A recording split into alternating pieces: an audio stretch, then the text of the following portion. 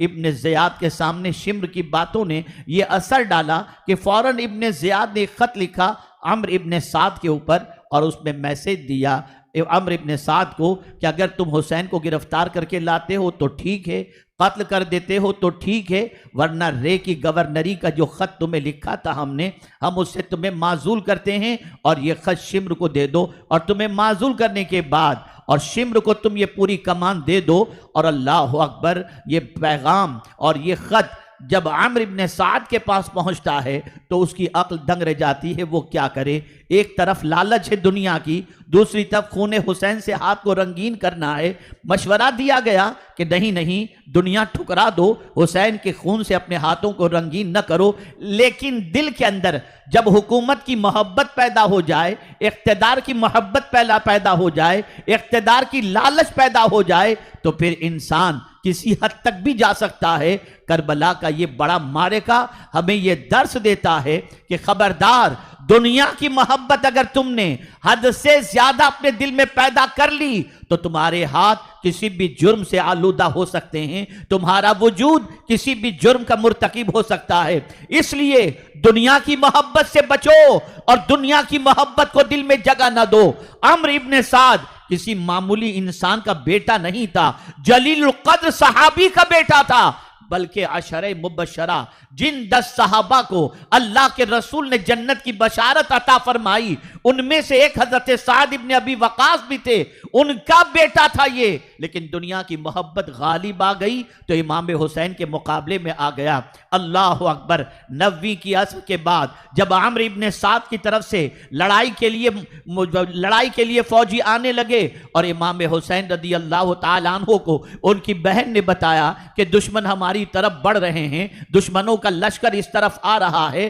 तो हजरत मुस्तफ़ा जान रहमत सल्लल्लाहु अलैहि वसल्लम के लख्ते जिगर ताजदारे करबला इमाम हुसैन रदी अल्लाहुल मौला तबारक व तआला अन्हु ने फौरन अम्र इब्न साद की तरफ हजरत अब्बास को भेजा और कहा, ठीक है तुम जंग करना चाहते हो, कोई बात नहीं, लेकिन एक रात की हमें मोहलत दे दो। कुर्बान इमाम हुसैन की अजमत पर, ए दावे गुलाम हुसैनी करने वालों, ए हुसैनी कहलाने वालों, जरा देखो करबला के तपते हुए रेत पर इमाम हुसैन को अगर फिक्र है तो किस बात की फिक्र है, और मोहलत भी मांग रहे हैं तो किस बात की मोहलत मांग रहे हैं। फरमाते हैं, मुझे एक रात की मोहलत दे दो, इसलिए कि तुम्हें मालूम है मुझे नमाज से मोहब्बत है, तुम्हें मालूम है मुझे तिलावत कुरान करीम से मोहब्बत है। एक रात की मोहलत दे दो ताकि जी भर करके मैं अपने रब की बंदगी भी कर लूं और कुरान की तिलावत भी कर लूं, फिर कल जो सुबह होना है देखा जाएगा। अल्लाह अकबर। इमाम हुसैन रदी अल्लाहुल मौला तबारक व तआला अन्हु वो पूरी रात इबादत और रियाजत में गुजारते हैं, इस्तिग़फ़ार में गुजारते हैं, अल्लाह अज़्ज़ व जल्ल के जिक्र में गुजारते हैं, कुरान मुक़द्दस की तिलावत में गुजारते हैं। ए रसूल आज़म सल्लल्लाहु अलैहि वसल्लम के दीवानों, वो हुर जिसने इमाम हुसैन को 2 मंजिल पहले करबला से रोका था, जब उसे ये एहसास हो गया कि इमाम हुसैन रदी अल्लाह तआला अन्हु हक पर हैं और यजीदी लश्कर नाहक ताजदारे करबला के खून से खेलना चाहता है, तो हुर ने भी इमाम हुसैन रदी अल्लाह तआला अन्हु के साथ देने का अपने अंदर अज़्म मुसम्मम कर लिया। और जानते हैं आप मेरे प्यारे आका सल्लल्लाहु अलैहि वसल्लम के प्यारे दीवानों, जब इमाम हुसैन रदी अल्लाह तआला अन्हु को रोका गया था तो जब जब नमाज का वक्त होता, हुर था तो यजीदी लश्कर से,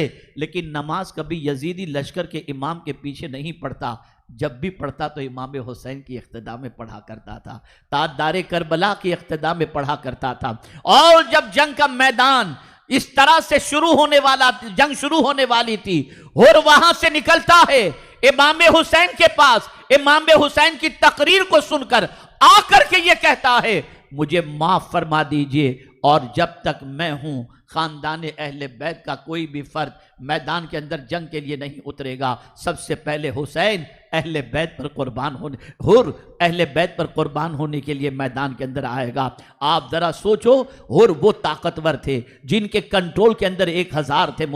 1000 फौजी थे। हुर ताकतवर थे, हुर किसी कमजोर का नाम नहीं। और उसके बाद हुर ने जब इमाम हुसैन के कदम नाज़े हुसैन को पकड़ लिया, माफी मांगी, तो इमाम हुसैन ने फरमाया, हुर जिस तरीके से तू मां के पेट से आजाद पैदा हुआ था, इसी तरह से तू जहन्नम से भी आजाद है। अल्लाह अकबर। फिर ये हुर इमाम हुसैन की तरफ से, दुश्मनाने हुसैन की तरफ, इमाम हुसैन की तरफ से वो मुकाबला करते हैं और करने के बाद जाम शहादत नोश करते हैं। और आप जानते हैं जब अहले बैत पर वो कुर्बान हुए, तो आज भी करबला में चले जाओ तो वहां पर हजरत हुर का मजार भी इमाम हुसैन के गुलामों के मजार की हैसियत से जगमगाता और चमकता हुआ नजर आता है। यह सिला अल्लाह ने उनको इमाम हुसैन की मोहब्बत की बुनियाद पर परवरदिगार ने उन्हें अता फरमाया।